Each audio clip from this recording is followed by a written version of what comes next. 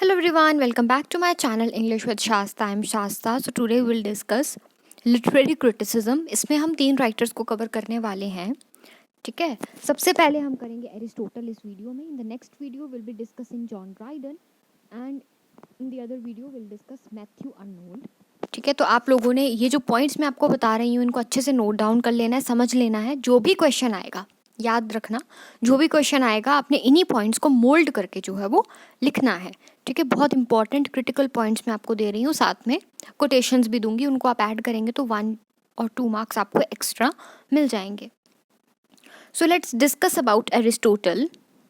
Aristotle जो था 384 BC में पैदा हुआ था, 322 BC में जो है वो मर गया था. As you all know that he was the student of Plato.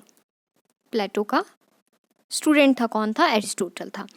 Aristotle क्या मानता है कि गॉड जो है वो क्रिएटर नहीं है यूनिवर्स का. ये आप ना इंट्रोडक्शन में लिखेंगे. जब आप एरिस्टोटल का कोई भी क्वेश्चन अटेम्प्ट करेंगे 20 मार्क्स वाला, तो आप उसमें इंट्रोडक्शन देंगे इसकी. ठीक है. तो इस तरीके से आप लिखेंगे. उसने एक बहुत फेमस वर्क लिखा है जिसका नाम है पोइटिक्स, जो कि 26 चैप्टर्स हैं जिसमें टोटल. ठीक है. इसमें से एक क्वेश्चन आ जाता है.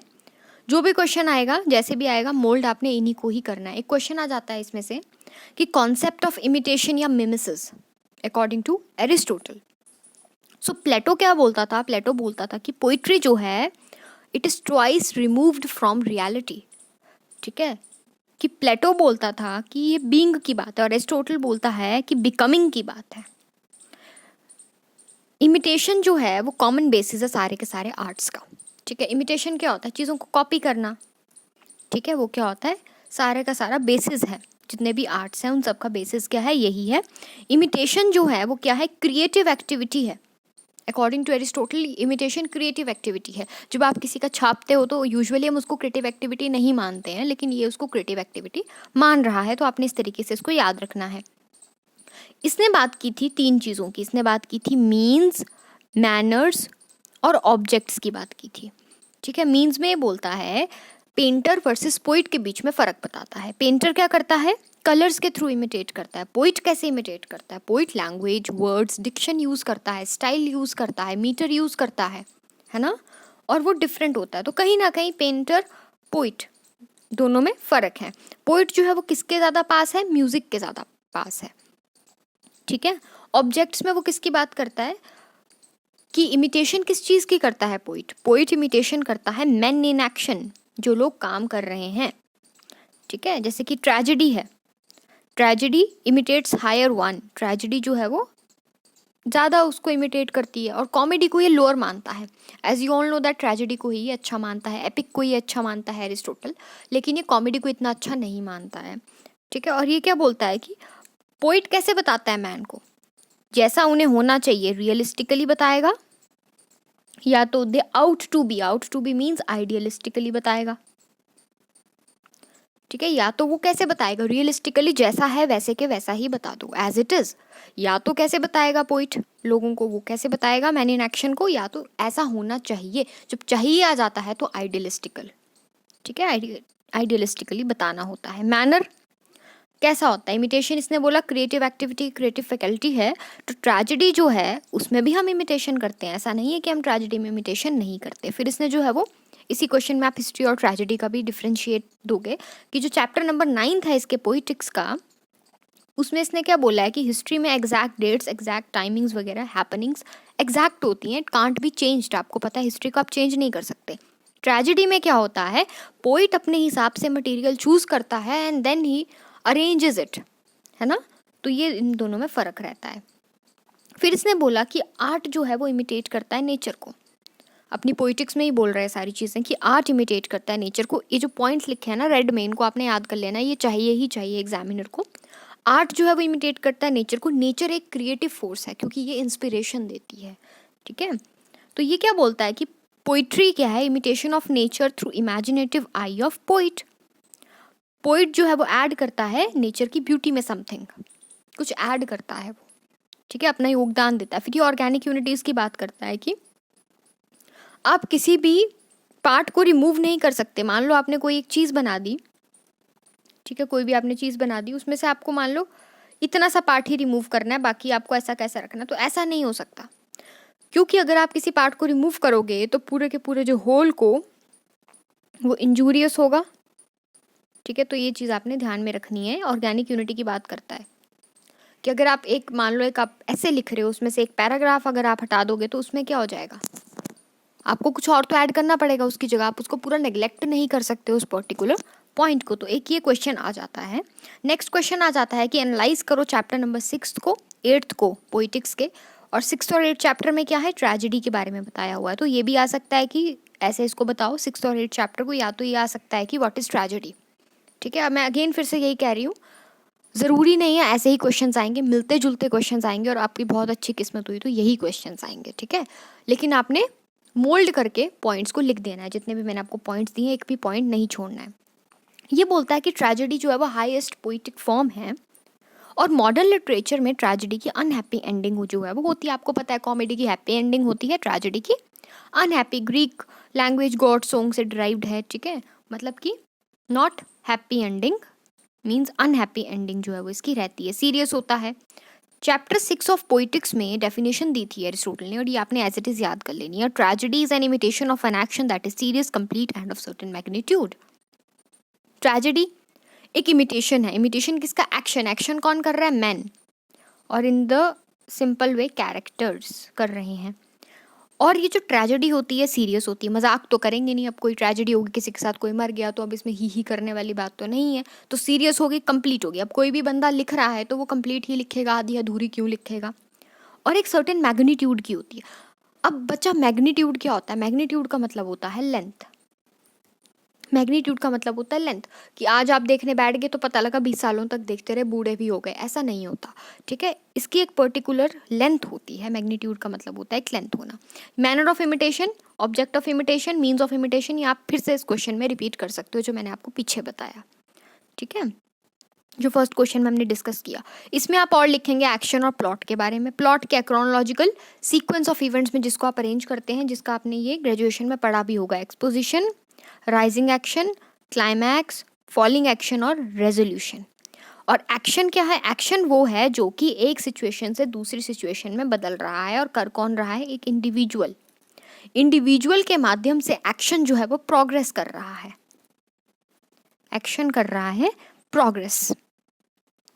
ठीक है, और जो एक्शन होता है उसकी शुरुआत भी होती है, मिडल भी होता है और एंड भी होता है, और कंप्लीट एक्शन करते हैं। मैग्नीट्यूड मैंने आपको बता दिया, लेंथ की बात करता है। फंक्शन ऑफ ट्रेजेडी क्या है, कैथारसिस। कैथारसिस का क्वेश्चन भी आ जाता है, कभी हम डिस्कस करेंगे। कैथारसिस करना, catharsis means purgation of emotions. आप किसी चीज़ को देख रहे हो और आपके अपने इमोशंस इवोक हो जाते हैं, दैट इज कैथारसिस। तो ये एक फंक्शन है ट्रेजेडी का। 6 पार्ट्स होते हैं, plot, character, thought, diction, spectacle, song. Plot आपको मैंने बता दिया। कैरेक्टर क्यों इंपॉर्टेंट है, क्योंकि वो डायलॉग देगा, और डायलॉग के माध्यम से हमें पता लगेगा कि वो कैसा कैरेक्टर है। थॉट, थॉट मीन्स सोचना। ठीक है, जो वो सोचेगा उसकी सोच से ही हम उसका कैरेक्टर स्केच या कुछ बता पाएंगे। डिक्शन होता है चॉइस ऑफ वर्ड्स, डिक्शन होता है choice of words. Spectacled, spectacled होता है, अब ऑडियंस भी तो चाहिए देखने के लिए, वो होती है स्पेक्टिकल। और song, song as a embellishment काम करते हैं, काइंड ऑफ एंटरटेनमेंट जिसको आप बोल सकते हैं नॉर्मल भाषा में। ठीक है, अब देखो प्लॉट जो है एरिस्टोटल के अकॉर्डिंग ये सोल है, फर्स्ट प्रिंसिपल है, लॉजिकल सीक्वेंस में होता है और ऑर्गेनिक यूनिटी को मेंटेन करता है। सिंपल प्लॉट होता है, कॉम्प्लेक्स प्लॉट होता है। सिंपल प्लॉट में क्या होता है, reversal of Fortune of hero नहीं होती है। रिवर्सल ऑफ फॉर्च्यून मीन्स पेरिपीशिया, पेरिपीशिया जो है वो नहीं होता है सिंपल प्लॉट में। कॉम्प्लेक्स में पेरिपीशिया, एनग्नोरिसिस, एनग्नोरिसिस होता है जब आपको कोई चीज़ पता नहीं है, इग्नोरेंस से नॉलेज तक आपको पता लगी। ठीक है, कैरेक्टर जो है वो, कैरेक्टर में जो है ये क्या बोलता है कि 4 क्वालिटीज़ होनी चाहिए। कैरेक्टर की बात की उसने चैप्टर नंबर 15 में, उसने बोला 4 क्वालिटीज़ होनी चाहिए। पहला, अच्छा होना चाहिए, अप्रोप्रिएट होना चाहिए, और लाइकनेस होनी चाहिए, और कंसिस्टेंसी भी होनी चाहिए उसमें, क्योंकि उसने ही आगे जो है वो इसको बढ़ाना है प्लॉट को। एम्बेलिशमेंट मैंने आपको बता दिया, कोरस भी एम्बेलिशमेंट का काम करते हैं। कोरस क्या होता है, जो बीच में आपको एक ग्रुप आता है पीपल का, और वो जो है वो आपको बताएगा कि पास्ट का कोई इवेंट, फ्यूचर का कोई इवेंट। जैसे आपने सावधान इंडिया वगैरह में देखा होगा, उसमें तो यूजुअली एक ही इंसान आता है ना, अब ये होने वाला है या वैसा हुआ वैसा। तो अब इसमें जो है वो कोरस भी आता है बीच बीच में, जब आपका ड्रामा जो है वो थिएटर पे परफॉर्म किया जाता है एक पर्टिकुलर स्टेज पे, तो वहाँ पे कोरस भी आता है, कुछ 3-4 लोगों का झुंड आता है, वो आपको बताता है आगे क्या होने वाला है। ठीक है, नेक्स्ट क्वेश्चन आ सकता है आपका कैथारसिस का। ठीक है, जस्ट अ सेकेंड। हाँ जी, सो कैथारसिस का क्वेश्चन आता है। कैथारसिस क्या होता है? परगेशन और क्लिनजिंग और purification of our system. Catharsis, जब भी हम किसी ट्रेजेडी को देखते हैं तो हमें उसको देखते देखते कैथारसिस हो जाता है। मींस हमारे इमोशंस इवोक हो जाते हैं, हमारी फीलिंग्स इवोक जो है वो हो जाती हैं, उसको बोलते हैं कैथारसिस। कैथारसिस ग्रीक वर्ड से डिराइव्ड है। कैथारसिस जिसके 3 मीनिंग्स होते हैं, परगेशन, प्यूरिफिकेशन और क्लैरिफिकेशन। और पिटी एंड फियर, दया और डर के जो है वो इमोशंस जो है वो आपके सामने आ जाते हैं। ये चैप्टर नंबर 6 में अगर आप ऐसा लिख देंगे ना कि चैप्टर नंबर 6 में इसकी बात की गई है, तो अच्छा लगता है एग्जामिनर को कि आपने पढ़ा होगा। ठीक है, इमोशंस जो है वो कैसे होते हैं, जो हिडन और लेटेंट होते हैं ना, वो कैथारसिस के थ्रू बाहर आते हैं। पर पर्ज्ड मीन्स बाहर को आते हैं, इवोक हो जाते हैं, जिसको आप बोलते हैं। परगेशन की थ्योरीज भी डिफरेंट डिफरेंट है। कैथारसिस जो as a medical metaphor use किया जाता था। 17th सेंचुरी में मिल्टन ने सैमसन एगनिस्ट उसका एक वर्क है, उसमें उसने सेम ओपिनियन दी थी कैथारसिस को लेके। ठीक है, अब आ जाता है न्यू क्लासिकल राइटर्स जो है वो इसको एज ए एलोपैथिक ट्रीटमेंट जो है वो कंसिडर करते थे। लूका एक वो है, जॉर्ज लूकास। ठीक है, वो बोलता है कि कैथारसिस इमोशनल रिलीफ होता है, थिएटर हॉस्पिटल नहीं है, फिर भी ये ऐसा भी बोलता है। प्यूरिफिकेशन थ्योरीज में क्या बोलते हैं कि पिटी और फियर जो आपके अंदर है दबा हुआ, उसका जो है वो बाहर निकलना इंपॉर्टेंट है, तो वो कैथारसिस के थ्रू निकलता है। ट्रेजेडी का फंक्शन क्या है? प्लेजर देना। प्लेजर भी 2 तरीके के हैं, pure pleasure, incidental pleasure. Pure pleasure जो है वो इमिडिएटली आ जाता है, और इंसिडेंटल जो है कि जब आपने मान लो कुछ गलत किया, उस गलत को जब आप फिर बोलते हो कि भाई इसको फिर से सही करके आओ, तो वो होता है इंसिडेंटल प्लेजर, कि करेक्ट करते हो किसी चीज़ को। ठीक है, जब आप करेक्ट करते हो किसी चीज़ को, वो होता है। नेक्स्ट है कैथारसिस, मैंने आपको बता दिया। वो नेक्स्ट है प्लॉट। प्लॉट मैंने आपके साथ डिस्कस कर दिया। चैप्टर नंबर 2 में 6 एलिमेंट्स ट्रेजेडी के बताए गए हैं, उसमें से एक प्लॉट भी बताया गया है। ठीक है, प्लॉट का आपको मैंने पीछे भी बताया, क्रोनोलॉजिकल इवेंट्स होते हैं, राइजिंग एक्शन, फॉलिंग एक्शन, ये सब आप लिख सकते हैं। ठीक है, कोई भी ट्रेजेडी विदाउट कैरेक्टर नहीं हो सकती। और 2 वर्ड्स आते हैं, इथोस और डायोनिया। डायोनिया होता है थॉट और इथोस होता है मॉरल एलिमेंट। हिस्ट्री और ट्रेजेडी के बारे में आपने इसमें लिख देना है। कैरेक्टराइजेशन के बारे में आप लिख देंगे इसमें कि हमारे मेजर माइनर कैरेक्टर वगैरह वगैरह होते हैं, जो कि हमारे प्लॉट को आगे बढ़ाने में जो है वो हेल्प करते हैं, क्योंकि हम एक्शन की बात करते हैं, और एक्शन तो आपके कैरेक्टर ही करेंगे, और कैरेक्टर जो है वो डायलॉग और एक्शन के माध्यम से ही हम उन्हें समझ पाते हैं। तो कैरेक्टराइजेशन बहुत इंपॉर्टेंट है। इंडिविजुअल जो है वो कैसे बनता है? कोई भी एक इंडिविजुअल है वो, या आप लिख देना वहाँ पे चाहे ऐसे बॉक्स में डाल के, इंडिविजुअल कैसे बनेगा? या तो हेरिडिटी, पीछे से उसके जो जीन्स में आ रहे होंगे गुण, उससे बनेगा, या तो एनवायरनमेंट, जिस तरीके के हैबिटेट में वो रह रहा है, जिस तरीके के एनवायरनमेंट में वो रह रहा है, और एडेप्टेबिलिटी उसमें कितनी है, वो एक इंडिविजुअल को जो है वो डिसाइड करती है कि इंडिविजुअल जो है वो क्या बनेगा। ठीक है, 20th सेंचुरी के ड्रामा में स्ट्रीम ऑफ कॉन्शियसनेस यूज होती थी। फिर आपने एब्सर्ड प्ले का नाम भी सुना होगा, 1955 का, सैमुअल गोडर्ट का। ठीक है, तो इस तरीके से जो है वो ये है। नेक्स्ट क्वेश्चन आपका आ सकता है, यहाँ पे क्वेश्चन दिख नहीं रहा है, सॉरी। इसमें आपको बताना है एन आइडियल ट्रेजिक हीरो कैसा होगा, उसके कैरेक्टरिस्टिक्स। तो उसमें गुडनेस होगी, अप्रोप्रिएटनेस, ट्रू टू लाइफ होगा, कंसिस्टेंसी होगी। ठीक है, या किसी मिथ से बिलोंग करता होगा, किसी पास्ट की मिथ से, पर ज़्यादा अच्छा भी नहीं होना चाहिए, ज़्यादा बुरा भी नहीं होना चाहिए। एमिनेंट मीन्स नोन होना चाहिए, रेनाउंड होना चाहिए, जानते हो लोग उसको।